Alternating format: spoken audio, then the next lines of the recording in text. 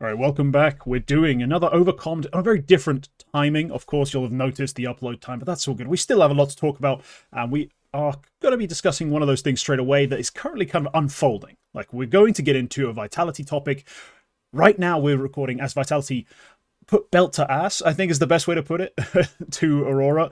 And I was watching through the rounds today, and I was just thinking, this team is a bit like the analogy, the only one I have that really makes sense is like Prime Zidane, where everyone else looks really bad, and I almost want to dismiss it. Then I remember, no. Remind myself, what am I actually seeing?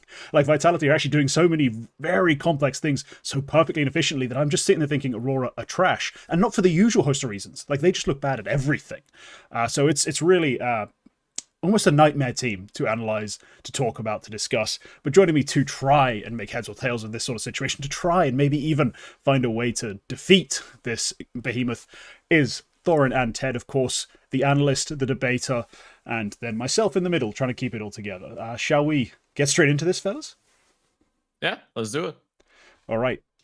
This team, they're about to beat or match the Vitality LAN map streak record, and to just go one space behind, obviously, NIP, I always forget the exact record in terms of straight maps. Is it 39 they managed to get in terms of straight maps? 30-something. I forget what the exact number was, but it was 30-something. Yeah, I still have a good, 15 or something to make up, just to make it to there. But look, that's the question we have to ask. Firstly, can they make that achievement happen? Like, that's a pretty long reach. But then after that, can we even theorize a way for them to be defeated?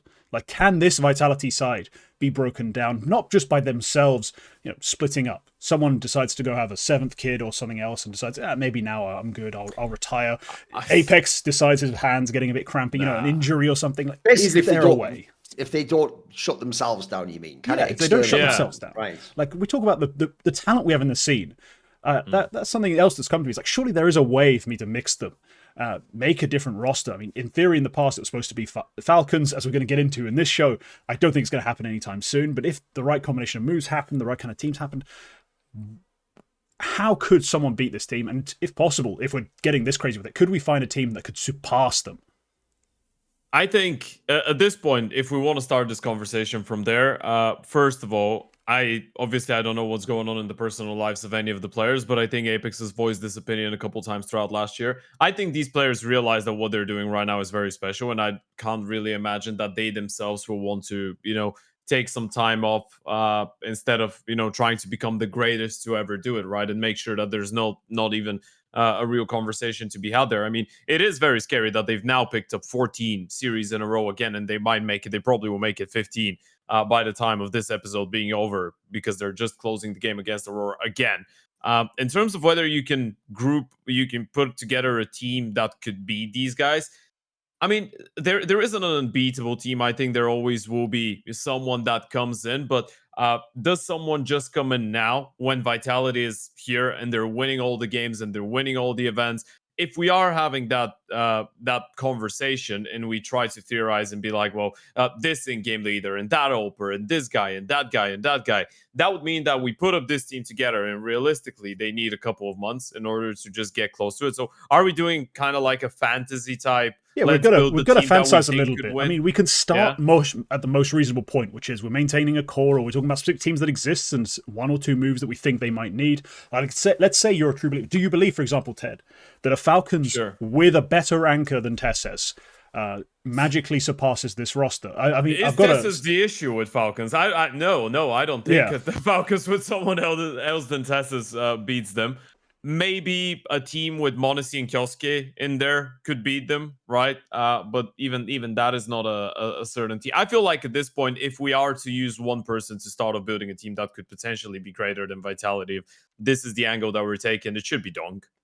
It's just the safe answer. You just get him and you just start building around him and see what type of a team you can build around him that could surpass Vitality potentially. I mean, to me, first of all, you can just look at the teams that did beat Vitality. So you could look at the main ones, obviously, was Falcons.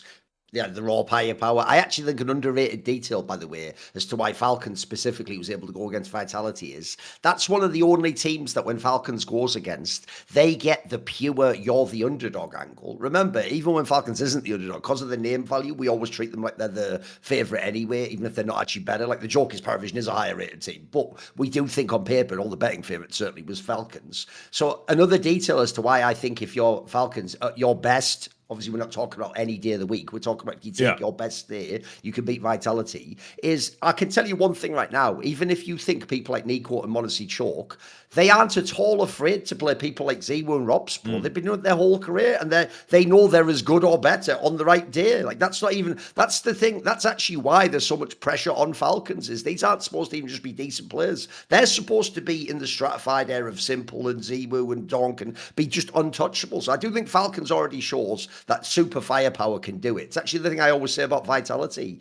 Yes, at their absolute best, because of the nature of how stats and teamwork actually helps you get easier kills in Counter-Strike, they will look like they're a super team of fraggers. But I actually don't even think this is that. On paper, individually, I don't think Vitality's that crazy a roster. Like, just like Astralis wasn't actually that crazy a roster. The floor was crazy on Astralis. Individually, you wouldn't take those players, break them up and be like, oh my God, the scene's going to be... No, it was when they were all together in that specific grouping. The joke is even before or after, were any of those players ever quite as good? In most cases, no. So you have Falcons already. Then remember when Furia did it a few times. Yeah.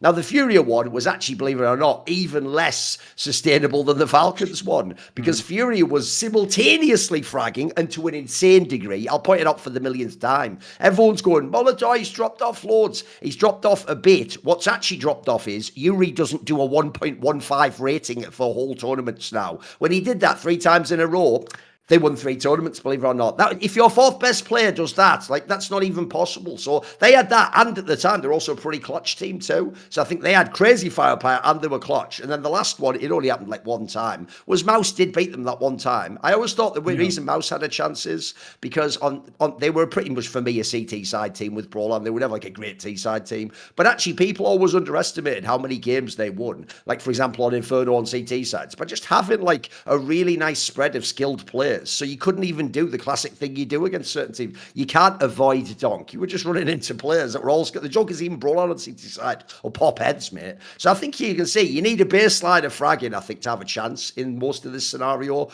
but partly because of the nature of how the rest of Vitality is going to make them all frag more than expected. Like Flames wouldn't do this in any other team. You know, certain players, Messi probably wouldn't have these numbers in another team if he was playing supportive. So I think, to me, you could definitely construct a team, because I don't think Vitality is the greatest super team ever with 5 of the best players. Like they're not. They're like Astralis. Like their pieces fit together, look the best in those roles. But that's a key concept. So the obvious angle to me would be you'd actually probably want to just take 2 or 3 players from one of the teams I've just mentioned, like a Furia or a Falcons, and then basically just upgrade the roster in a way they can't because GMing's so hard, and make a better squad. Like when you say that about Falcons, again, if we're doing hypotheticals, mate, look, I'm not going to be silly and say like bring Simple out of a time machine. No, let's just make moves that aren't actually even impossible. There's 2 angles that would be obvious to go for me. Right, one thing I think you're obviously going to need with this is, because they do have great tactics in Vitality, you probably need a pretty good IGL. So the problem is, if we're going to take the Falcons players, I probably can't be like LXCB or something like that, because I doubt they would play in his system. That probably just has to be Carrigan or something, doesn't it? That probably has to be like, you take the Falcons stars, you put in, I don't know, Bait, Carrigan. By the way, you'd probably at this point have to take Kiyasuke out. He hasn't really like done it enough in the playoffs, so maybe you need another aggressive rifler, but this could be done. You could create that squad. The other one to me is this. If you want firepower, the best starting point obviously is just Donk, isn't it? Right? At this point in time, there's 2 ways you do it. You either start Donk Monacy, I think that's a fucking fire combo already. We can even make that work probably with a little less on the IGL side. Or you'd go the other route and you go Donk Jame. We won't have Monacy then, but I'll tell you what, we'll have some great calling. By the way, I think Donk would actually fucking tear up in the Jame system on T side too. Imagine him just going in first every time. So I do think there's ways you can do it. Also, you could take a couple of Furia players. I could see how you could shape them with other people. I'd say starting point, something that I started thinking about as you were mentioning people, because you mentioned Bit. I started thinking that if there was one person I would trust with finding a way to break someone tactically, I think it would be Blade. Just imagine a team where you gave Blade people that are superstars, but they would be willing to play in that system and actually, you know, be efficient in it. I think this would be very like 4 years ago, mate. Yeah, I mean, imagine a world where it happens again. Yeah. Imagine a world where they're not on BC Game now, or well, we're on BC Game. We don't really know what's going on. Because I think the bid angle is interesting. And again, this is us just speaking theoreticals. Because I don't feel like the issues of Falcons are to be blamed on Tessus. I just don't think it's a fair thing to say. But yeah, but you're missing his point. To upgrade, you're missing his point, mate. It's not do you blame Tessus. He just said with Tessus, can you beat Vitality? If the answer is no, it doesn't matter whether he's to blame. That is very fair.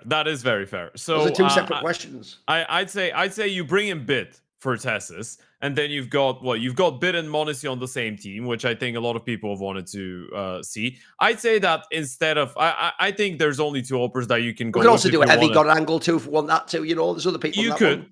Yeah, absolutely. He's been one of the best anchor players since the start of this year, and lurker players as well, and last year as well. So this is fair. IGL wise, I think it's an interesting conversation. I really want to believe that Alexi could work in this system simply because of Karrigan. I feel like with him, it would be very streaky. I think he would be able to lead a team full of superstars to beat Vitality. I don't think he'd be able to lead a super team to the point where they just become better than Vitality over a very long period of time. I think he's very streaky right now. That's not the question, though, is it? At all. Well, it kind of is. That is important. Yeah. Like, can I recreate a team that will beat them once? Shit, Paravision might beat them once. You know what I mean? Like, just once, off chance, after they've won 6 tournaments straight, not that interesting. Replacing them at the top of the scene is more important to me in this context. Like, actually being good over a long enough period that it's actually them. I'll tell you one angle that I think is underrated, which is, I'll tell you the actual way you could beat every single team in the history of Counter-Strike without even doing an absurd all-star roster like I was just making. The obvious angle is this. Since in this scenario, I already know the team I can reverse engineer this King T. I'm not going in. Everyone else doesn't do that. They had to start 2025 not knowing what Vitality would be like, guessing that ROPS would be good, and they made moves for themselves. Then, yes, in later seasons, maybe like, limitations, financial or contract, or you can't sign Russian players. Things like that might have limited people from battling them. The obvious angle is this. You just look at the map pool, mate. Every team in history can be beaten with the map pool alone. So I'll tell you right now, the 3 maps you would want the team to be the best on right now, and you would have a chance to beat Vitality. If your team was the best team in the world on Anubis, Ancient, and Mirage, you would have a very legitimate chance to beat Vitality.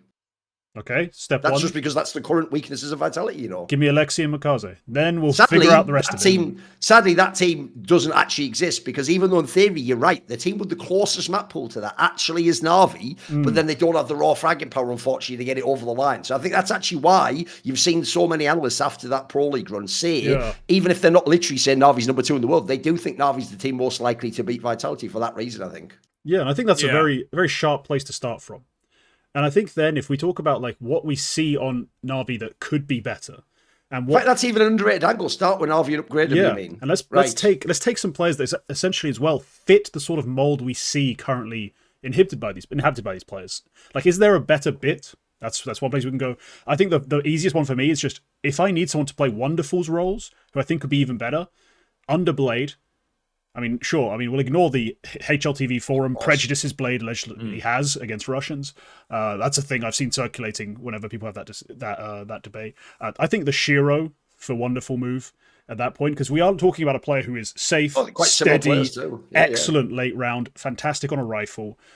I think that's my first step up. At that point afterwards, we have to start having conversations about Imma and Bit. Like, for each one of their roles, is there a better rifler? Who is it? How much of an upgrade is it? And then afterwards, we'll take a look. But look, I'm just going to put it out there. I'm good with Imma for Nerds as a starting point. Sure. Do we have any naysayers?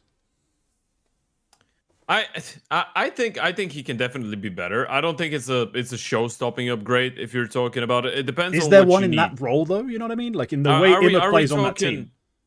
Are we talking someone that can be second, third end, and someone that could be an aggressive lurker as well, or something like this? Because nerds can do all of these things, right? It really does depend. The joke is, people know I've outed it many times. I heard the rumor. Look, whether it's true or not, I can tell you it was a real rumor, and it came from very legitimate sources. That when he was in Complexity, that Elige actually just asked Na'Vi, "Can I join?" When he thought they were going to replace Imma. I think Elige, by the way, would his dream would be to play with Blade. I also think, by the way, someone like Blade. Mate, Blade didn't have a problem when he was winning with fucking peak simple. He's not going to care about Elige rolling his eyes every now and then just still doing his job. Like, I think those two would go together fantastically, and I think that would be a great upgrade.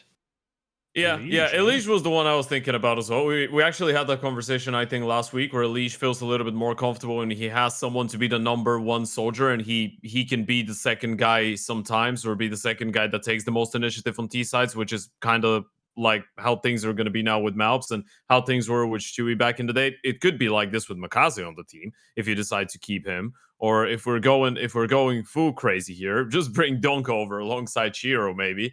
And then get the other guy. But yeah, Elige I think would slap on this team, and I can buy that he would listen to Blade's Blade system and he would want to implement some of his ideas, but just play a very structured type of Counter-Strike. I think that would smash.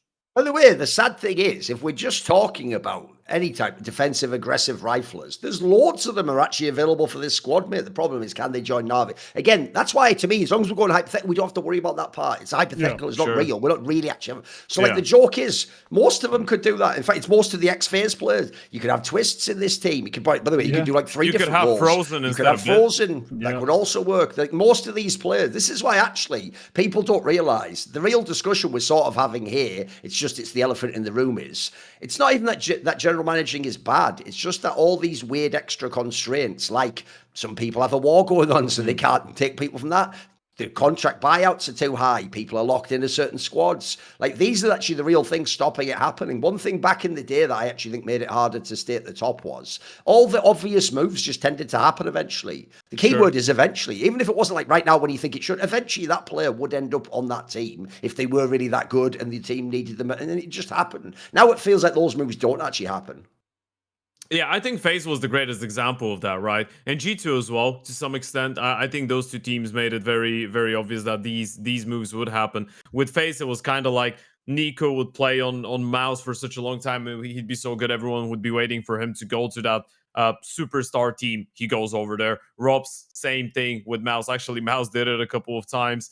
It felt like with, I think a couple of teams. With G2, it was also the fact that they got Monacy from Navi Jr. A lot of these moves were happening at the time.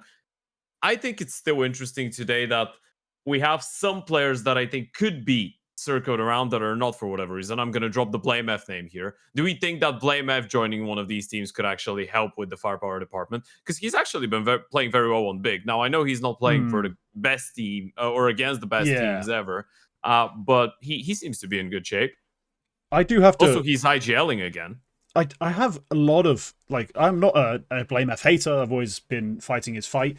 It's just when I've seen a lot of tweets recently, like screenshots of his damn HLTV events page. And I'm just like, did y'all, come on. Like, it's cool. It's nice.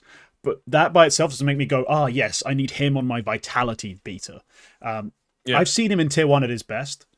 And I know the style of CS he plays. When I'm building a dream team, he's actually the player I really don't want on my team.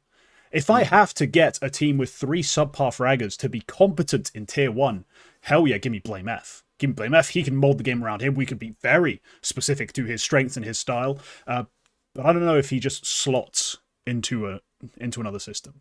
Like, I don't know if he slots and fits nicely without his presence being felt, without his need, his input. I think he's a player that's going to require some of that to just play his game. And that's why I think magnificent in teams who are underpowered. We're specifically building an overpowered team. I don't think BlameF necessarily fits that well. I mean, it's speculative. He might be fantastic in this roster, especially for Immo roles. He might be a stud, but I'm just a bit cautious with BlameF. Also remember, if we're in the hypothetical world, and again, we can break rules. Look, I'll never break a rule as ridiculous. Like, I'm not going to take fucking, like, Jam Young and go, welcome to this team. Because I think that would be, like, that. I'm then hypothetically imagining he has fluent English and enjoys Western culture. But, like, even though they have a cultural reason why Brazilians don't play. Look, if it was like, this is why what you need to do is do what my interview question used to be at the end of my interview series, where it was like, if aliens came to Earth and they're going to destroy the Earth if your super team doesn't win. Because what I wanted to do was not do, who is your all-star team? Because then people just pick their friends or their teammates. I wanted to do it like, if you actually died tomorrow, who would you pick? Because then you'll find out, would they pick a rival? Would they pick someone who actually you think is underrated? So if you had something like that, like Keserato, if he had to do it, like we all die if he doesn't join this team, I'm pretty sure he could join, speak some simple English. He's fluent in English, by the way, and be very good at shooting people with an M4. I've seen him do it for like 8 years in a row now. That guy would be a stud on this team. He could absolutely farm Vitality players. That's even one of the conversations that I think a lot of people were hoping to become a bit more realistic before Furia acquired Molodoi and Kinder and started winning all of these games. For many years, everyone just wanted to see Keserato go out from Furia jail, what was Furia jail before they started actually being good at winning trophies and playing international Counter-Strike. It actually turns out there's a lot of options for a good support / anchor lurk player. When you think about it, if we're starting with Navi and upgrading, you've got Bit who's already there. You've got Keserato as an option. You've got Heavy God, I think we mentioned. You've got Frozen, we mentioned as a lurker as well. There's many players that you could actually fit on a team that would, on paper, be very good to go against Vitality. Actually, are we going to finalize a roster here?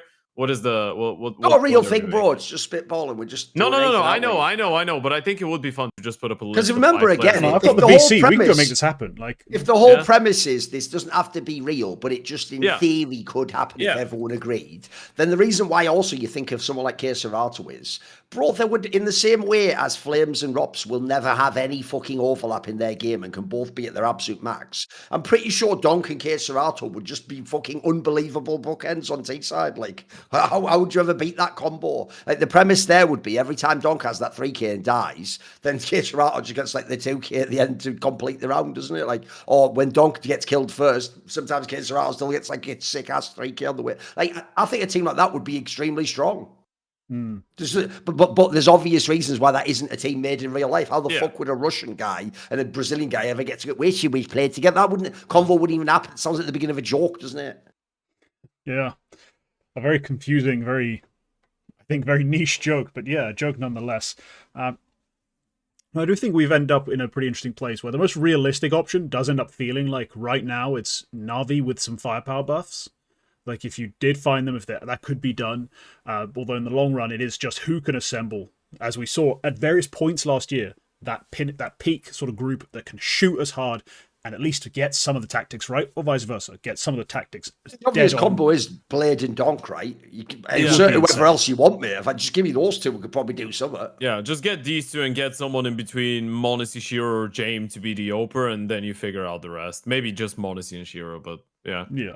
Yeah, no, those two, then. I mean, James is a whole other conversation. By the way, I'm not even against Jim being the IGL, though, because he does have his strengths. But the problem is, in the same way as if you have Carrigan, you must have loads of firepower to make up when he doesn't give you any. If you're going to have Jim, because I'm sorry, at this point, he has to be the AWP. If you see the way he plays, he wouldn't be able to do, I mean, I don't think Fallen's that great now, but he wouldn't be able to make like a seamless transition like Fallen did if he went to the rifle. I think he'd actually kill his whole game. So assuming I have to keep Jim on the rifle, on the AWP, well, the key thing that you see with this team right now is they have skill, but it's not like the best skill in the world, and it's super streaky and they're mega inexperienced. So I would just say try and recreate a better version of Paravision, not better players in Paravision, as in just take players like that and take players that will just do what they're told, will just run in, just shoot sort of hard. That's why you'd put Donk or Kiyosuke. So those players probably would go really well with Jim, actually, I think.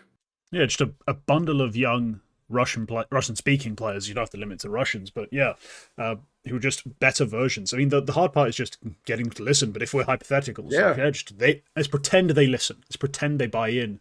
Yeah, you can put in a pretty hard shoot. I mean, we already saw that was dope when he used to play with Jim. Their problem was they talked to each other. That's the issue. Yeah. So they could have just not... It would have been great to just shut the fuck up and play the game. I think a lot of these youngsters, actually, a lot of these players respect Jame a lot. And I feel like one of the reasons that Donk would respect Jame is that it's always been difficult for Donk to play against Jame-led teams, right? We all remember, I think, when Spirit was coming in with Donk in his first year in professional Counter-Strike, Virtus.pro was actually one of the few teams that could beat Spirit, right? Jame has always been very good at countering Donk. So I think a couple times you play against this guy and you see how difficult it is, then the moment you join his team, you're like, okay, I know I'm bringing in the firepower, but I want to hear all the secrets now. I want to find out how to be such an uncomfortable and unpleasant guy to be up against on the server, how to make people not want to play me, like a lot of people just don't want to play Jame-led teams nowadays. So I think all of these guys actually respect Jame and Dastan for that matter. Yeah.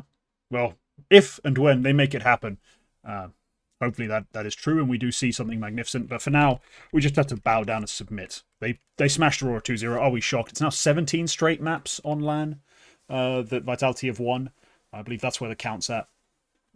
And it just keeps on growing. Let's get into another topic, though. This one, a little bit iffy. This wound me up on Monday. And so I thought I'd bring it here to get some other takes on this. the Asian region for VRS.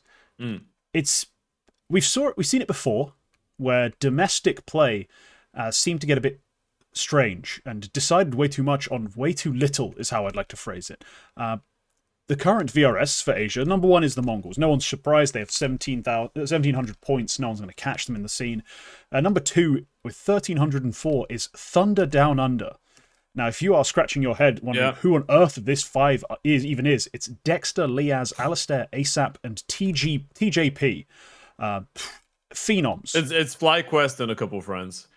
Well, it's FlyQuest's sort of rejects. Like, it's the players FlyQuest upgraded from, and then two guys who, if you're familiar with the local Australian, New Zealand scene, like, you might recognize, but otherwise pretty much unheard of. And they have ended up in this spot thanks to back-to-back LAN wins, and they beat only Australian and New Zealand-based teams. They played not just domestic to the region, domestic to their country. Back-to-back LANs, won them both, and off the back of it, have gone flying up the Asian VRS. And this is the problem. It's not so much that you can play little LANs and win them and go up in the standings. That's the point of VRS. The problem is that they've played LANs in Australia. They played back-to-back LANs in Brisbane specifically against only Australian and New Zealand competition.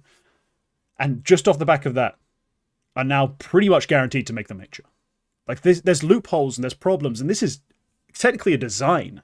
This is a part of how VR is supposed to work. By the way, this is actually intentional, because the whole premise here is this is a bit like with the RMRs, when you have a certain number of slots for Asia, or minors back in the day, certain amount of slots for Asia, certain amount of slots for Americas, and if those regions are weaker, you will get teams that would never qualify through Europe that will get there. That's why the problem for me is just the naming of the major. If you changed, like I've always said, the obvious answer, I can solve everyone's problem. You know, they all go, I wish we had RMRs. Cool. There's only two stages. Stage 2 is now stage fucking 1. Stage 3 is now stage 2. And stage 1 is called the RMR qualifier, but it's just the first week of the major. Because if I said that right, this problem doesn't exist anymore, Kingt. Because then you'd be like, okay, cool. Most of the teams you're talking about, except the best Asian team, would be in the RMR, which means they would have qualified in a bullshit way, but they would then lose if they're worse than the European, the Americas team, and they wouldn't get to the real major, right? The real problem here is just that you get to be in the major, get the stickers, and get to be like, I'm a team in the major. Meanwhile, if you're like some team, like the joke is like probably like NIP or something would be better than this team, you have to be like, you're shit, you can't be at the major. That half of it's the framing, I feel like, is what's upsetting people. Yeah, this is actually I have a further objection that I need to make clear here. It's not just that, we piss off European teams. I've had this problem with what I call charity allocations for a long time. Like, it used to be a part of ESL's circuit where they had like, if you won the Deutsche Meisterschaft, then you get into Pro League. Like, what sort of bollocks is that? I mean, a famous example was, this is actually how, even though they became good, that's how Movistar got into some of the tournaments. They were getting into like 100%. Pro Leagues through like the qualifier that was like only for Spanish teams or something absurd like that. Yeah, and that pissed me off. And the problem I have here isn't so much that they are going to be playing out the major over some European teams who are in a harder region and therefore struggle to get the same VRS points. It's that they're going to make it through over teams who spend their entire season actually actively playing in the Asian scene. Like the Mongolians and the Chinese teams who actually played each other to death, lost VRS points, trying to qualify for the rest of the circuit, participating in the circuit and making it feasible and viable. They're just going to get fucked because this random group of Australians... So if you're basically the second best Chinese team, it's unfair to you, actually, and you're even in the same Asian region as the point, because they can't go to this land in Brisbane or whatever and just beat nobodies. They didn't get to farm this. They do have their own domestic lands. They're trying to make up for it now, but they spent the rest of the season screwing themselves in VRS terms by actually competing in the scene and in the circuit. And this team just gets to play these two lands, bosh, fly up because they hadn't done a single thing on land to that point, get all the free land points, and qualify. And it's a two-sided problem. It's not just that I'm annoyed about the Europeans getting screwed over. It's the Asian teams who would have actually been played by this decision or this system. The main issue with this, I think, is that even with the RMRs, when you had the Asian and Oceanic RMR or whatever, these Australian teams had to play against the Asians. I was actually going to make the same point. I think this is the big issue, and it was the same with South America and NA. You could be a team that has won some tournaments and that has made its way through the qualifier into the RMR just by playing some, nobodies from your own region. But eventually you'll have to play at least one or two decent teams that have actually played very actively throughout the season in international competition to make it into the major, right? And there's an even better example in South America right now where Sharks Yeah, exactly. Sharks with a lineup of Gafolo, Koala, Max Score, Artie, and Zhao and Doc will start their participation in Cologne probably from stage 2. It's going to be stage 1 guaranteed, like 99.9% chance. The events that they've played, they won a Brazilian land that goes by Bed Boom Circuit X, Panto, Cuiabá something, where they were even third, by the way. They lost to 9Z, but they beat Fluxo, they beat Odic Imperio, and these teams, they finished second at another LAN, so they haven't actually technically won a LAN even. They're just finishing second. And then in some online events, they've won up CCT South America on the back of beating Red Canids and Shinden. Now, this team is ahead of NRG, is ahead of MIBR, Pain, Liquid, Gaming Gladiators, M80, teams like Imperial, teams like Passion as well that are playing actively in the circuit. And this is a team that has not played an international event this year as well. And this is an even better example, by the way, because at least the Asians, most of them, I think, have more VRS points than Thunder Down Under, or at least the best Asian teams will make it, although you still have teams like there's only or one Asian team ahead of them. There's literally one Asian team ahead of them. Yeah, but I think Tyler is making it as well. I mean, the teams that are there's currently teams that might be able to make it. But the problem is they are currently second in the Asian VRS. There's no one above them aside from the Mongols. Oh yeah, they are ahead of FlyQuest and Semperfi as well. Semperfi Semperfi spent like half a year playing in Europe. Semperfi tried to play the European circuit to get points, lost to everyone, then went to these events, beat the nobodies. That gave them VRS LAN wins, and so they've gone flying up as well. That's a whole separate topic. But the problem here is, like, Sharks, at least, when you say, oh, they're ahead of Imperial, no shit, they're ahead of Imperial. They batter them at every domestic event, because Imperial are dog shit. The problem is more, I think it's genuinely is the Asian scene here, because in America's, at least the Brazilian scene, MIBR, Sharks, Pain, like, these guys, or not Pain have come to EU international events, but a lot of the teams who are around them, they've played. They've beaten. They're not just played, like, I don't know what city Sharks are from in Brazil, like if they have one. They haven't just played like this little corner of the space. Sure. They've played Argentinian teams. They've played America's teams. They've actually played. The Asian one is the alarming problem. I also feel like if you're in specifically Brazil, the actual level of like the floor of the teams is way better too. Like, I mean, whatever they're like, it is second to eighth or whatever is way better than fucking Asia, mate. It is better. The main reason I was bringing it out is that these guys will start stage 2 and they have not played a single international event, which is kind of the same thing that we're lingering towards. But it is a lot more crazy when we're talking Australia. I do agree about that. I mean, they are probably better than the Australian teams. That's definitely a safe assumption to make. Yeah, put Thunder Down Under on the server with Sharks today, and I'll put half my money that I actually have ever owned in my entire life on that Sharks 2-0. I don't care. Like, Thunder Down Under are just not a very impressive team. Sure. But they've managed to come through this. And yeah, I don't know what the actual fix is. Like Thorin, you were building up to this idea of just reframing stage 1. I mean, that's something I've bickered with people before about. Like, this is just the major qualifier, and getting impressed that a player's played X well at this stage, but then discounting major qualifier play before is just silly, because that's the same bollocks. Yes. My problem is more like we need to figure out if this is how we want to proceed, just in general. Like, how do we rework VRS to make this make sense? To force these teams to, maybe we do the idea where we just have an Asian RMR. We kind of have to. The region's so big. Maybe it's region dependent. Like, logistically, it's just so hard to make Asian teams compete with each other sometimes. Like, online play, forget about it. One of the few online events Thunder Down Under played, they had to play a team from Pakistan. That all happened on 120 ping, I think, on alternating server locations. Like, it can be quite messy to make Asia work. Since you guys are mentioning the idea that if it ever goes really bad, another problem is sometimes a team can even be in stage 2 from some of this shit, where they've essentially never played the real LAN circuit, never got the results. I would also create something like VRS points look the same, but what they allow you to do is different. So VRS points that only come from playing small LANs and online competitions, let's say that can only qualify you to stage 1 no matter how many you get. I would say you have to have like a certain amount that are at the real tier 1 LANs that can get you into stage 2 or something. Because I do think the flaw is, what are you incentivizing here? Because I'm sorry, there actually are some teams, and here's what I'm really worried about for next year, because no one's actually figured it out yet, but they're going to be so close to doing so. Some of those teams that only at the end did FaZe and Liquid realize, fuck, we actually should unironically have skipped a tier 1 LAN.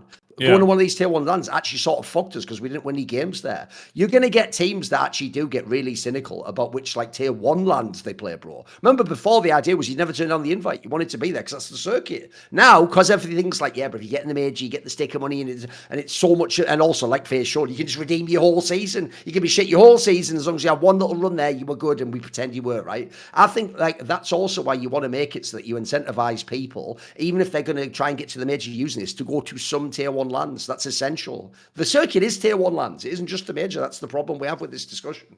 Yeah, I think it's actually, I like the point that you made, Duncan, about the framing of it all. And if we had that first stage of the major, that first week, actually just being a qualifier, and we pretend that the real major starts from stage 2, that's one of the things that I actually talked to about with a lot of the other broadcast talents in Budapest. Because stage 1, I think all of us remember that bar FaZe Clan, it was not great, and even with FaZe Clan, I mean, the level was very bad in Budapest in the first stage, right? All of these teams like Red Canids, maybe M80, it just made it inflating to thinking that some of these teams were good, but in general, it wasn't the quality of Counter-Strike that you would expect to see out of a major. And that was the issue that a lot of people had with stage 1 in Budapest not being great.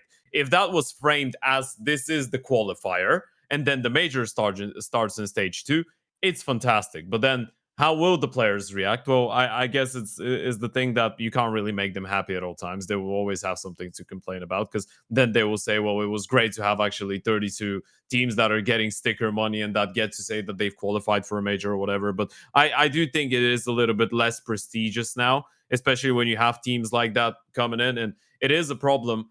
And as you said, T, you know what the real issue is? I'm not sure if this could be regulated, because if you ask the Australian TL, they will tell you, well, everyone can sign up to our tournament, right? But who the hell is going to travel to fucking Brisbane from Europe to participate in an event? Oh, that's you the cannot? thing. Is it the Australia first only? one, the defrag LAN, was actually a culmination of like online cups they'd had in that was specifically Australian events, plus VRS Oceania invites. It was an oceanic tournament. You're allowed to run these in tier 2, specific to a very like niche areas. Like you can say this is only for this country or for this region, and you can just have purely yours. I'm not sure if ANZC Locals Brisbane was limited in the same way.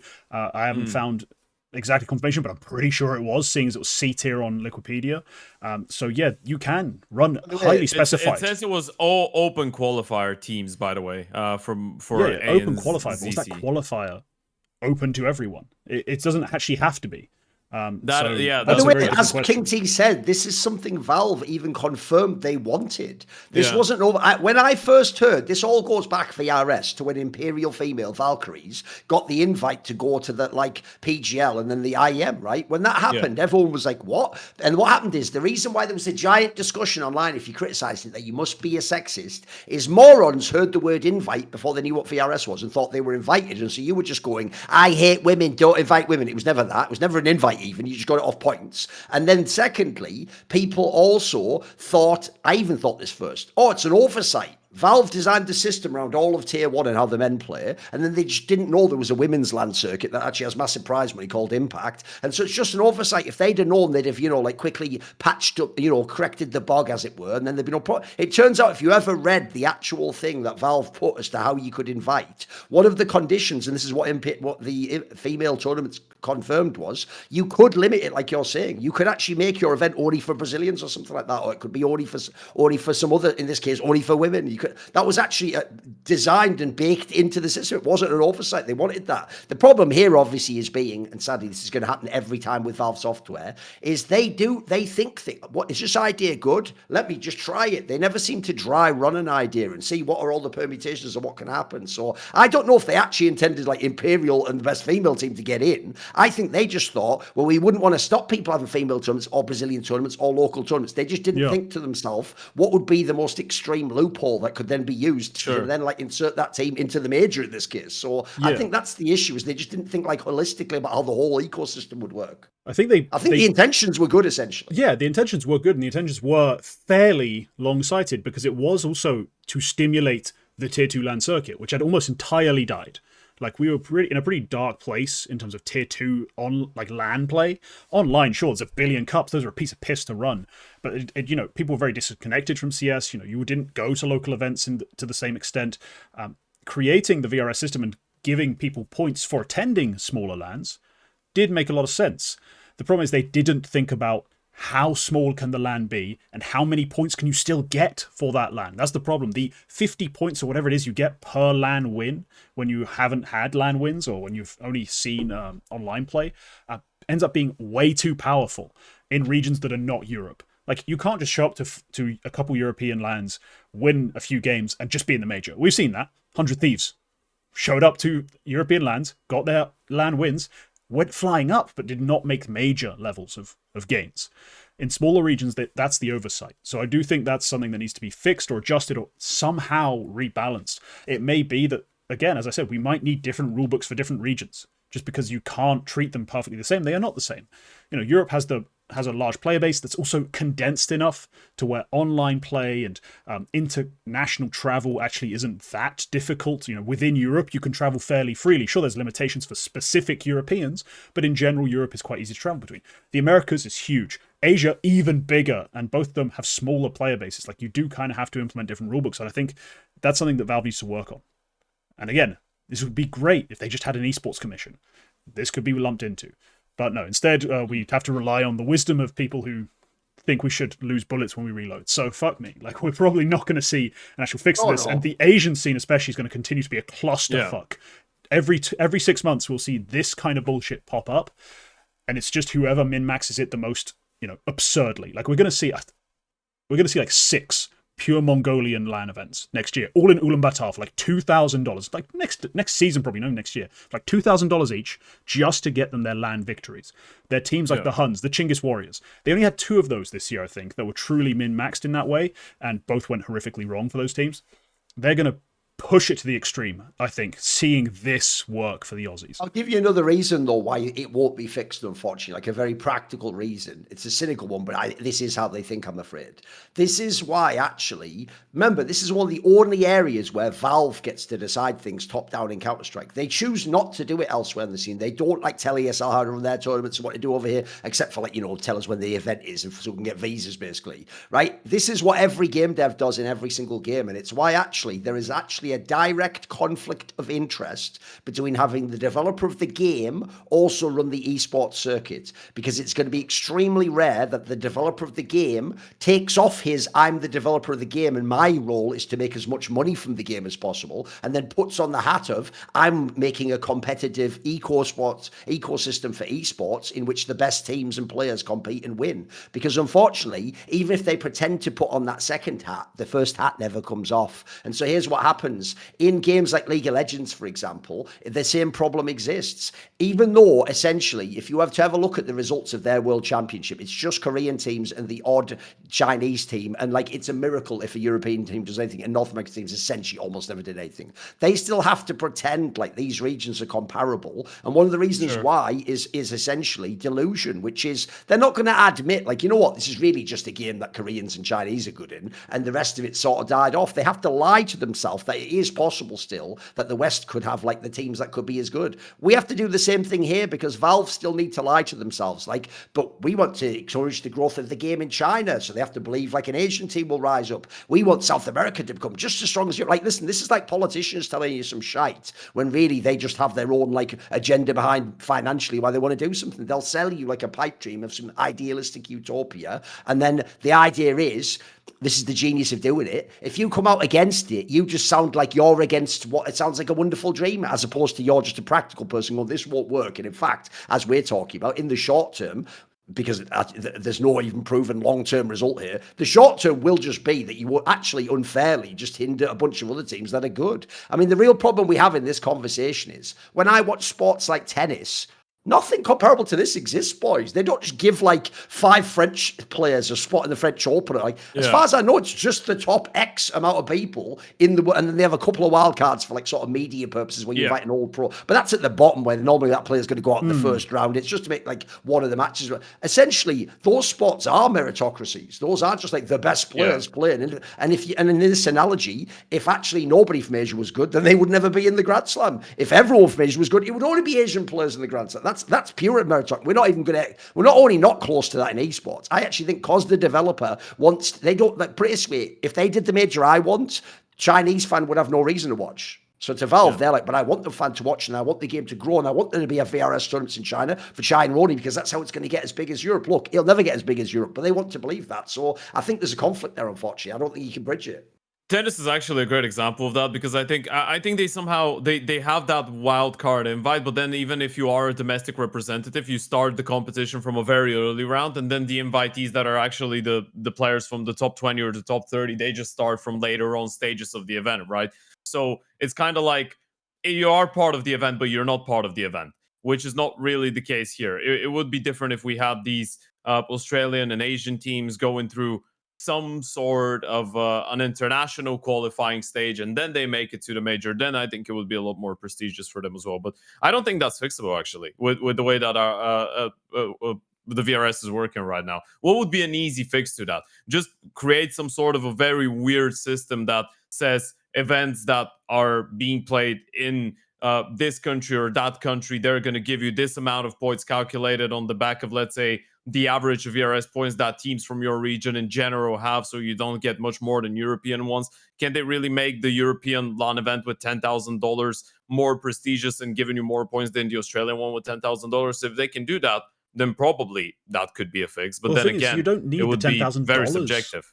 The Australians didn't need $10,000 or massive money. It's just about getting the LAN wins. And that's the part that breaks it. So I just think the end of it, you just put this. You just say the top 16 Asian teams, we're going to have to throw together an event somewhere in Asia, and we'll fly teams out, and we just have to have them play, because we just cannot reliably allow this region, as disconnected as it is, to just run like this. Especially when you talk about other things like the fact that certain teams, well, this is a little iffy, but like certain advantages can be had if your region for some reason gets its group stages covered on HLTV for VRS points whilst others don't. Sure. That's something that I found really weird when I looked through some of these Mongolian versus Australian games. Like some of these events had group stage coverage, Australian ones, and the Mongolian ones didn't at all, despite the teams being far more relevant.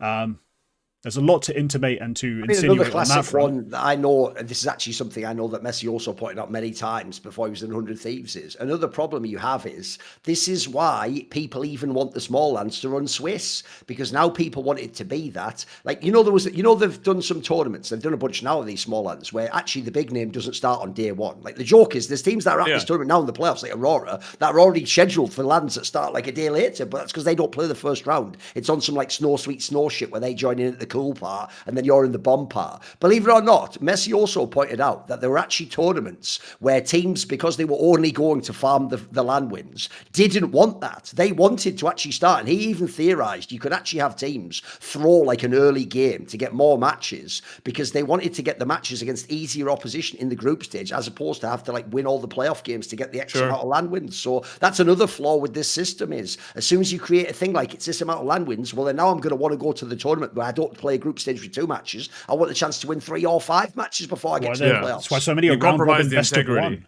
Like round robin best of one keeps popping up, and I hate the system. Apparently best of one and best of 3 counts the same for the win as well. Yep. It's a win's a win, which is utterly ridiculous. Hence why it's actually ruined the format of that Roman Imperium Cup, because that's BO1s, and you play them all on the same day, bro. It's mental. You just play match after match after match, like some old online cup that we all complained about. But I'll bet it's great for farming VRS if you win them, though. Exactly. It's perfect for that. It's not about really playing great CS against great teams, working a magnificent event. No. It's just like we have cynically created the format to be best for this, and teams are very happy to show up and play a bunch of BO1s, which are a nightmare in terms of the actual like Counter-Strike you play. Like playing theoretically the best CS is almost impossible. Yeah. It's a nightmare with some of these LANs as well, because you need to set up. There's some changes. The setups are not the same, right? And you're playing 5 BO1s, but you're constantly going from, let's say, row A to row C to row D or whatever with the PC. So you're setting up more than you're actually playing. And then you go when you might have some technical issues or some FPS issues or whatever. And what? At the end of the day, this one day has determined whether you're going to get invites for the next 2 months for events or not. It's silly. But all right, let's get into our final topic, which is, I've put it quite bluntly in my notes, in the, in the timestamps. Falcons keep getting worse. And I don't really understand how to take it. What am I supposed to be feeling about this? Because they were one of my hopes, my final bastions of resistance potentially against this Vitality side. And instead, somehow the things that we didn't like, the things that they've also somewhat been aware of and talked about. We've seen the conversation I'm talking about with Zonic being like, oh, I'm going to be stricter, I'm going to be the big bad boy. Like, come on. It's a bit cringe, but like, it's the idea, that's the theory, what we wanted to see. And it just keeps getting worse and worse, doesn't it, Ted? It does. To some extent, the way that we can frame this entire thing, we're going to focus a little bit on the T sides of Falcons. Now, obviously, yesterday, Falcons dropped the series to Parivision once again, and a lot of people were talking about the amount of, including myself, the amount of close maps that Falcons have lost.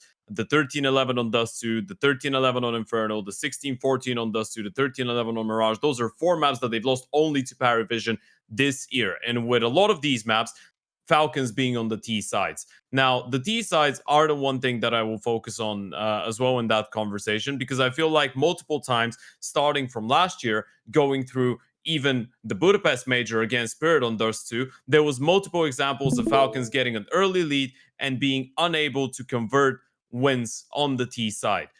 We're going to show a couple of examples on a 2D replay. We're going to start it off with the game against Navi on the T side of Dust. Now, what we're focusing on right here is the fact that sometimes in the mid to late rounds, it feels like Falcons are not really on the same page and things are not working out. So we can pause here. What Falcons know as of right now is that they're just, well, not what they know, but the way that they're approaching this one, they have 3 players in towards the tunnels, 1 holding in towards upper. That's Monacy, who had an open. He was hoping to get an early pickup, but he does get into smoke, so he can't see a lot. And then you've got the rifles. Kixon in towards top middle. We can play it around.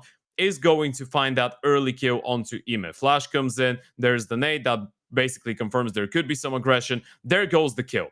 What that signalizes from this point on is that there might be a middle push. And you can see Kixon mollying lower to make sure that his teammates can play and clear out lower, so there's no pushes there.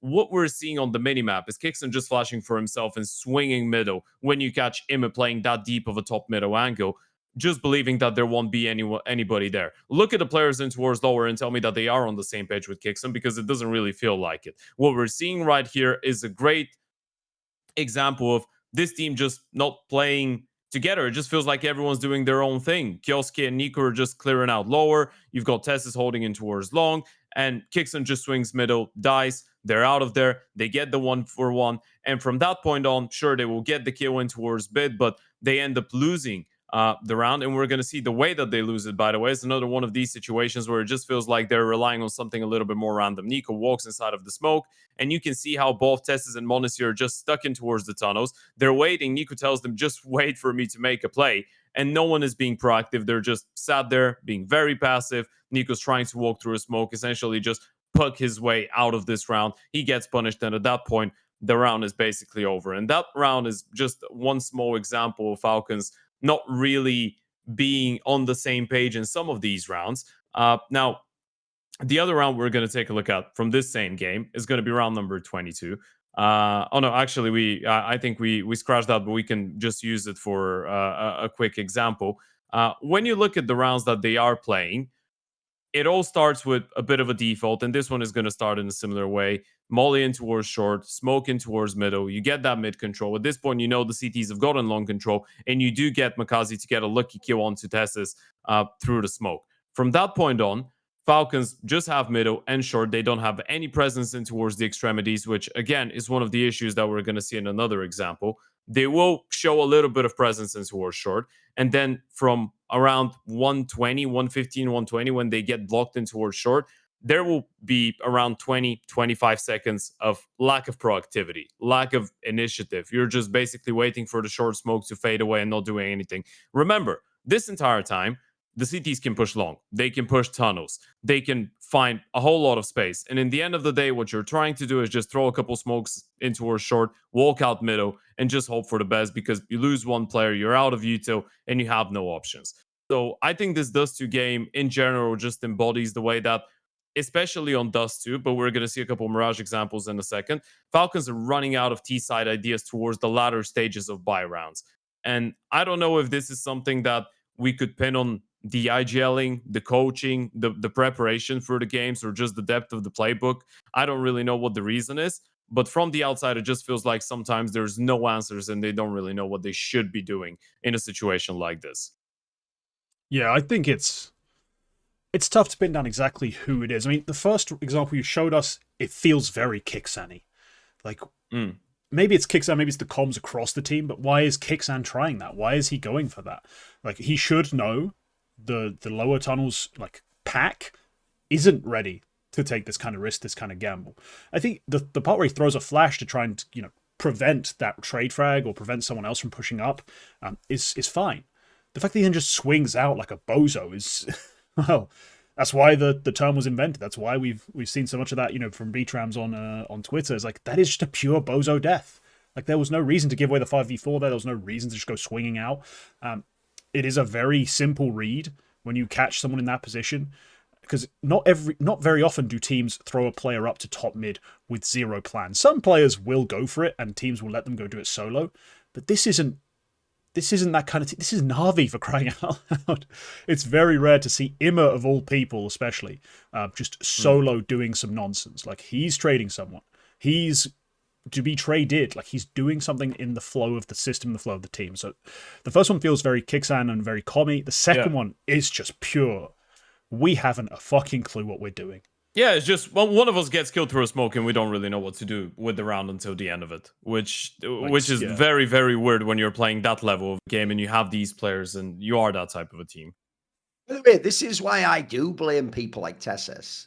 Because the point is, Tesses in Falcons isn't Tesses. He's Tesses, the fucking, like, lurky type rifler, and that's not the role he plays. One of the reasons why I don't care what anyone says, the roles do exist, right? The straw man that roles don't exist is this. But someone can play multiple roles, right? Good news, boys, no more roles in football. Because actually you can have midfielders who could be an attacking midfielder, a winger, or like a central midfielder. There are no roles. So he's the goalkeeper now. Cool. He's in goal now. There we go. No more roles. Oh, no, he's the fucking... Rodri, he's the striker now, mate. There you go. No roles. Just have him do that. The reason why roles exist is because they essentially define player tendencies and where their strengths and weaknesses are. So the reason why in Falcons you will always be whack late game unless basically Monacy on equal or one's in the clutch or the 2vx is because the other players, that's not their strength and that's not the tendency they play towards or have played towards most of their career. So even their feel for the game isn't that sense. So one of the problems I do think in Falcons always will be the roles. I even said this when they signed Kiyosuke. My angle on this was, it's not a bad move because obviously the raw skill he has means maybe you can break the paradigm. But I did make the point that when Zonic signed Kiyosuke, the reason I said this is the player that will actually make or break Zonic's time in Falcons is because either you have reinvented Counter-Strike and you're essentially on some like Johan Cruyff in Barcelona shit where you like invented like wing backs and shit, being like attacking players and stuff like that, where that wasn't a concept before. Before that, a defender passes the ball to the midfield, they pass the ball to the striker, and the striker's got... You either have revolutionized Counter-Strike or you've actually just made a team, I'll use the same analogy, where you have put like wingers as your defenders and they just won't be any good at defending and you won't get that many games where they score. So you've either like fucked the paradigm or you've just realized there's a way to transcend it. Spoiler, they haven't transcended the paradigm. I'll even give you one other angle, which is I think Falcons needs to be included in the discussion that happens with NIP 4 years ago and Liquid the last 2 years, which is the idea that like there are too many good players that you know are good and would be incredibly good when they leave the team that join the team and over the time get worse or never are able to hit their peak. That has to be, I'm sorry, some sort of a culture issue because some of these teams even got the IGL or got the star that they needed or got the star and it still didn't fix it. They even got good coaches in. So one of the problems I think, this is like a bit of an off-topic one, but I think this is a genuine real problem in Falcons. It's the opposite to what fans think. You know when fans complain about like people who are toxic or even complain about Donk if he looks pissed off or he argues after they lose a map. Yeah. I actually hate that never happens in Falcons.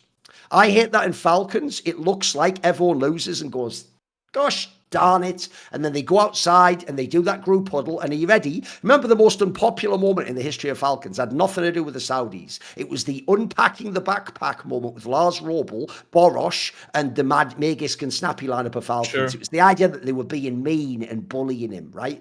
What's sad is I would bet decent money. They don't really do that approach very often now. I mean, look, part of why they did Boris was some more extracurricular stuff. But anyway, I don't get the vibe they do hold each other accountable like that. I get the vibe instead said, everyone knows I am on an crazy gravy train where I have crazy money. And in theory, look, I'll bet in practice with no fucking pressure, they probably are pretty good. And in theory, if everything goes well, even without us addressing issues, we could even just trip over and win these games. Like, it even happened last time in the second season last year. There were times when it did happen, and they almost did with the events. So I think, unfortunately, you also have a scenario where, even though people say the right things in interviews, I don't think they ever address these things, bro. I mean, I said this the other day about Nico. Nico himself never brings up the word choking, bro. He doesn't seem to either think it exists or it's an issue. He seems to think it's almost like, stop bothering me. Maybe I'll just win anyway. You know what I mean? Like, because as I said, I don't get this, because I can tell you, if you want to see great players who were chokers who got over it, people like Carrigan, Device, Elige, I can tell you, because I was part of the process, these people were very curious about what this was and what this problem was that was stopping them hitting peak performance, and why they could play in practice one way, but then not the same way in an official game. And then even in an official game, you could beat that opponent in the group stage, but then in the playoffs, they always got even if they were playing what. And I can tell you, they were like rapacious in their interest. They were looking at like I'll give you a cool example. It didn't actually end up working, but when Zeus, DEWS, the Brazilian one, was the coach of Team Liquid in 2018. They lost to Astralis a million times in the final. He came to me one time at like a breakfast in a hotel and said, can you tell me, he said, you can even go away and like make me a list if you want. Can you tell me the greatest examples ever of a team being in a one-sided relationship on the wrong side of it, and how, if they overcame it, and if so, how, and what are the case example and case histories, like essentially that I could go and study. Like that was actually, essentially he understood this intangible aspect could also be studied. You could go and look at what did these squads do. It's how did Astralis go from TSM always lose to Astralis wins all the tournaments? Like, what's weird about Falcons is they don't seem like that's ever a topic. It feels like that's almost the elephant in the room. No one addresses. They'll address every other detail under the sun, mate, but that one thing never seems to come up. But isn't that the number one thing everyone complains about at Falcons? It isn't actually that on the scoreboard this player didn't do well. I don't even give a shit that Nico started at 0-10 or whatever. The real issue is, why do they every tournament, it feels like every playoff series, have a screenshot moment? How could that happen? And that, by the way, fans aren't wrong. You couldn't find that to a lot of the other teams out there. Even ones you don't like listen, I don't particularly like the way Madja plays in Aurora, but they don't have very many screenshot meta moments. They have moments where people fail and they call it uninspired strat, or they lose the duels, but they don't have that many where they just blow like a crazy 1v4 and look like idiots, you know. Falcons really do that every single big pressure match, it feels like. I mean, it's the weird thing is that first of all, I agree they do it a lot. Second thing, I think they do it a lot in a very similar way, to the extent where you are even thinking, okay, if you give them more time, are they going to be able to resolve that? And the answer is probably no. They will need to change something. And as we're carrying on this conversation, I mean, so some of these rounds that we're looking at right here, they could be screenshotted, and then you could send that picture over to Falcons and be like, well, what is the main idea here? I mean, this round we're kind of scheming over, but it's round number 4 from the game against Parivision. You have 5 people or 4 people trying to go up connector, no presence towards the extremities, no presence towards ramp, towards palace. It feels like sometimes they just lose themselves with some of these situations, and they don't really know how to approach it. And I think the T sides have been the very embodiment of what you have been talking about right now, Duncan, and what you were talking about. It's just the fact that sometimes they look checked out. It feels like they don't really know what really is going wrong. And some of these mistakes are making you feel like there isn't a lot of attention being paid on the server. Round number 10, again, from that game against Parivision. And the reason we're looking at these 2 games, by the way, both these games from Blast Rotterdam, a 3-9 T-side on Mirage against Parivision after winning the pistol plus anti-eco. So this is a 2-0 start that ends up being 3 rounds on the T-side. And then the Navi one that we looked at, they started the T-side 3-0 and they got 3-7 into losing the map. So they didn't get a single buy round. And this one is another very decent example. You show some presence, you don't get an early opening pick, and then you just try and go for a bit of an A split. And we can even speed it up a little bit. The way that these 2 players in towards middle, Kixon and Killsky, will try and go up connector, it just feels like there's not a lot of communication going on. Please look at it and tell me, what do you think is going wrong with these 2 going up con and no one looking at short? There's just one player, Cielo, walking out, getting a free kill, and from that point on, the second player is trapped. Kixon can't do anything about it. He gets 1, which is even good considering the situation he's on, and from that point on, the round is lost. It just feels like at times the communication isn't there, and the T sides have really been struggling because of that. When I say the T sides have been struggling, you mentioned Tessus. Tess's is on a 0.92 rating on T sides. He's on 113 on CT sides. Kingston is the only one who's equally bad on both when it comes down to individual performance. Nico, you're looking at 1.07 on T sides, 112 on CT, and Blast Rotterdam in general is a 0.98 rating event for Nico, which is the first one that he's had, which is that bad after 4 in a row where he was on 111. And to be fair, it is his third sub-1 rating event since joining Falcons, and the 9th worst LAN event in his entire career out of 155 events. Monacy, you're looking 116 T side, sounds decent, 133 CT side. Kilski is the only one that has a higher rating on the T side than on the CT side alongside Kingston, but with the Kingston is very subpar numbers. But you're looking at Falcons on T sides, and it's just very difficult for them to get opening kills, which can't be the case for a team that has that level of preparation, supposedly a good IGL, supposedly so much firepower. Guys like Kilski, like Nico, like Monacy, they should be very good at finding opening kills, right? On paper. Well, Monacy is the only one who's got an above 50% success rate in finding openings on the T side, and he's your oper. They're the 10th best T side win percentage team in 2026 amongst the top 20 teams.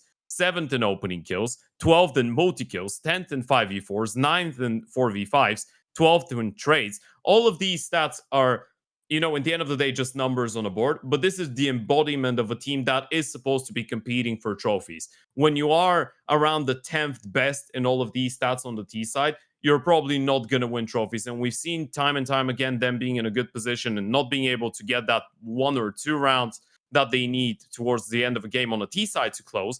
And this is where they're struggling. I feel like this is an issue that should be addressed when it comes down to Falcons, because these T sides have really been regressing, and I don't really know what it is. I don't know if it's the lack of a game plan. I don't know if it's poor communication, if it's the lack of people that are able to give good mid-round calls as things are going on.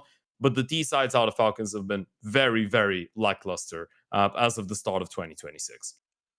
Look, there's one man who has been essentially waging a crusade against Falcons since their inception, pretty much.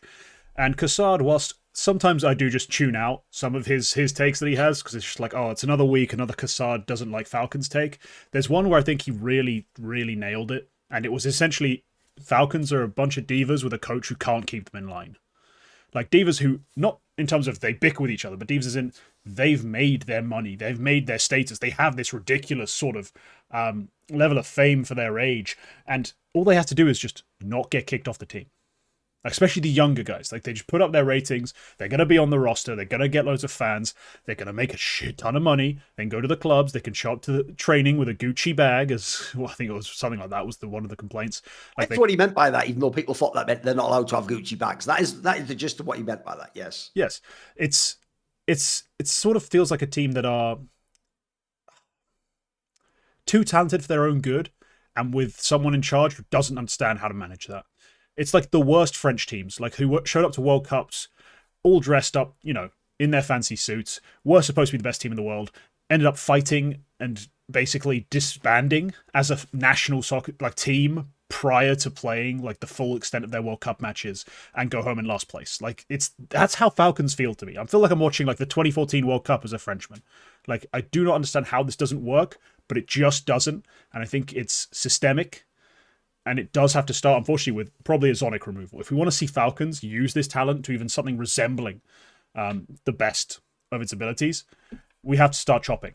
And we start at the coach. So then we can address some role issues. I think the Tessis conversation is an interesting one in terms of balance on the roster, in terms of, especially players who would need you to let them play passive and allow them some space in those rounds to do those sorts of lurk plays that we see guys like Robs go for, guys like Serato close out rounds. Like, I don't think there is just a lot of emphasis on it. The team just kind of groups up around their pack, does something and dies. That needs to change. It feels like an irony involved there, which is, if you asked me again, like, I can't change any players, but tomorrow I only have to do one mission. It's not to win the game. The mission is, based on Ted's video, I just have to get more opening kills for Falcons. Right, I'll tell you what I do tomorrow. Tess says, you're now the pure entry player. Right, we're going to decide in the team. Is it Nico or Kiyosuke? You're the follow-up guy. There you go. That you're now KOCK and Nico. It's on you boys. You're going to set up this. Where no Tessus will just run in on command. He's done that his entire career until this point in Falcons. But you've taken that player, put him at the back end of the round, and then the other two are sort of like, I have to get the perfect angle to take my shot. What are we doing here? Like, this is just stupid. If Nico and Keisuke were better entry players, then Tessus wouldn't even have a problem because there'd be no one for him to fucking kill. But in this scenario, you're wasting the piece that can actually activate the others because that role isn't available. You've sort of got two people half doing it. I think at times when you're watching them, it just feels like they're not really good at giving themselves a plan B and a plan C in a round and giving extra resources. And a lot of that might be coming from, the lack of a very good lurking presence. It might be just poor planning in general, but a lot of times you just see them as on one of these examples on Dusty where a kill happens through a smoke, they're just thrusted into the unknown, right?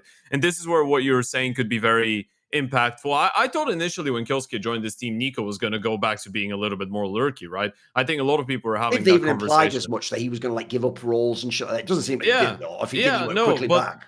That's what I thought was going to happen. And I was getting excited because I did imagine that it would be Tessus and Kyosuke to be going in first, and that would be the dynamic. And then Nico can be a star lurker type of player, essentially just try and turn into somewhat of a Frozen, for example, where you can still have good roles on the CT side, but on T side, you can just lurk and be very impactful and still be an aggressive type of lurker. I would have really backed that. But now the T sides just look, they just look unfinished. They look untaught. And it's a bit disappointing when you see it out of that type of a team to happen so many times against teams that, in the end of the day, what Nico said about Parivision, that they're making them seem better than they actually are. I mean, if this is how you describe it, then Falcons have been doing a very good job in making a lot of teams look better than they actually are. What people don't get about that trash talk is, it is true. No, it is true. True. The problem is, though, I think Nico himself didn't realize, like, I actually, you want to know something funny? I don't even think Nico meant that as a diss to Paravision. It just came off that way in text. I actually think he's being self-critical. He was trying to say we are fucking up our game. The problem is, to an idiot, they think that means he's saying Paravision did nothing and I just made it all up, which is like, it's not like that, is it? That's not even something Nico would say, by the way. Nico hasn't been spicy with trash talk for fucking years, boys. He's been really safe for like 5 years at this point in time. Like, so I even think that whole situation was just misconstrued, but it's also true. They make Paravision look like they are like the second best team in the world. Paravision has a really hard time getting wins even against the other top 5 boys. Like, even though they win the games, every game's pretty close like that. So I know what he meant by that. Yeah, Paravision play a close game against seemingly everyone. It's not everyone, it's not even top teams, it's everyone. And to their credit, as some stats put out, this might have been another B-Tram stat, like they're just the best, they were like the best players in late round situations, like in terms of how their KDs changed or improved. Like as soon as it got close and tight, Paravision got better. And on the opposite side, this was prior to Foot actually having like back-to-back clutch series. Foot got worse, and that was a key sort of differentiator between these two teams. It's just the style. Paravision love to tire you out into the round. Yeah, but it's more about late game, not late round, late match. Like 9-9 onwards was the stat. Okay. And that was the point. They're super clutch in those situations. They get more out of themselves. I'll give you an obvious reason though. When people do that thing, this is why I hate pro players on the desk, because they think they're giving genius insights, but they're not people who are very good at speaking. And so as a result, they're saying nothing. So when they say something like, in those situations, you've got to be confident and believe in your teammates. You're 100% right. It's just that is utterly worthless advice no one can apply. Because what you actually mean is, I'd have to unpack which team did you feel confident in, right? Why did you feel confident? What was it about, like the setup and the preparation and knowing the roles and knowing that this teammate's done it? Sure. There's so much to unpack that would be fantastic, but the actual glib statement is just shit. It does just sound like you're saying, like, don't feel sad you're down 0-3, just be confident in the second half and win 4-3. Like, well, that's just a fucking nonsense saying. It's true, that is what you'd have to do, but the question is, why would you feel, in this scenario, why would Paravision play better in late game situations, not late round, as Team Kingt says, essentially, if you make an 11-11 game, other teams will either win 13-11, lose 13-11, or go to OT, right? It feels like Paravision will always steal the 13-11, won't they? It just happens. Well, one of the reasons why is if you are those young players, you're not thinking, second-guessing yourself. You're just, it's all on Jim to make the calls, and you just trust them 100%, and he's probably the best at making those calls at CS at the moment. Like, there's a very logical reason, I think, as to why they excel in that moment. And also, I think when you get a reputation for this, you saw this with Zipniks in the clutch, you see this with Rops lurking, also, it becomes a meta contextual point that when other players know you're strong in that situation, they then are aware of that. It starts informing how they play against you, and then they start trying to do things like second guess what they're trying to do. And in a weird way, that can often play into your hands as well. Yeah, also the way it gives you confidence. I actually had a conversation. You guys probably remember when Legacy towards the end of 2025 won that event against 3D Max, where they won a best of 5 grand final, and then they played the grand final against Aurora in Bucharest of the PGL event, and they had that insane comeback situation. I actually had a conversation about this. I think I was doing an interview with Nissim, and what he told me was, after they did that a couple times and they came back into some maps that they were supposed to lose and playing against better teams and whatever, they within the team started joking that they're like Vitality and they can't lose, and they started believing that even when it's 12-5 or 12-4, they can't really go down. This is, I think this is the confidence that you mean, right? It's kind of like, in a way, first the other team starts noticing that you are very difficult to put down. Then you yourself, when it happens a couple of times to you, you start being like, well, this has happened to me in this game. We approached it in this situation, and we just know we're going to win. So you don't start playing not to lose. You don't start playing to make sure you don't lose the next round. You just play the same type of game, and you have seen yourselves in that situation before as a player, so you know you can do it again. So yeah, I completely agree. But I think it is very difficult because it stacks up the other way around. And when you are a player and multiple times you've been in the position where you're up 11-5 or up 12-5 or something like this, and you can't close the game, then in your brain it's very difficult, I think, to break through the chains almost in a way, and find a way to close the game, because you lose one round, you lose the second round, and then you're like, oh, it's happening again. I know it's happening again, and then you subconsciously start sabotaging yourself. And this is something that Mouse maybe has as an issue, that they stop playing the same way. With Paravision, it doesn't seem to be happening, which is There's very. a really famous saying in the pickup world for men who are shy, where they say you've got to fake it till you make it. Every idiot in the world misinterprets this sentence. They think the saying is you've got to fake it. They don't put the make it part. The reason you have to fake it until, the mechanism is until. The idea they're saying is this: put yourself in the circumstances, which then when you get accustomed to it and level up by repetition, then make you have, by the way, I think confidence, they've got the wrong fucking C word. Confidence comes from competence. Competence is what makes you feel confident. You've done it before. You know you can do it. Your teammate has done it before. When you have failed, he has picked you up. When he has failed, you have picked him up. You've been in those situations. Sometimes you've lost, but sometimes you've won. The real reason why saying they have to be confident doesn't work is people genuinely seem to think there's only one step, and that all Falcons should do is go in a team huddle. You know what? Even though we lost all those other late game scenarios, it's not going to happen today because I really love you guys and I feel like we're awesome. That's not it. Like, that's like the step one that's supposed to like then open the space that then you can prove it to yourselves. And once you've proven it to yourselves, that's why you get it done. It's why actually more interesting than Falcons. Like Falcons, I think it's fairly easy to diagnose. They've got a lot of problems and a lot of people can see them. Look, the solutions aren't obvious, but everyone can see the problems. It's actually a team like Furia that's way harder to diagnose because they used to have the competence that gave them the confidence. They'd done it a whole bunch of times. Like it took them a while to really drop off. It's why they were slow to go downhill, you know, because I'm sure they were able to keep thinking like, nah, that was just one map. Don't worry, that was just a tournament. We're going to get back to who we were before. So I think one of the problems here essentially is people are mistaking like the mental side of it is tied to what you're actually doing in the game. Like when people say that, like, oh, just play the same way you would in any old round when you're in the late game scenario. Yeah, great advice, but 99% of people, including the person say that, probably couldn't apply that, unfortunately. Yeah. Still some structural issues, some leadership issues, a lot of things to address, but I don't know. At this rate, will they ever?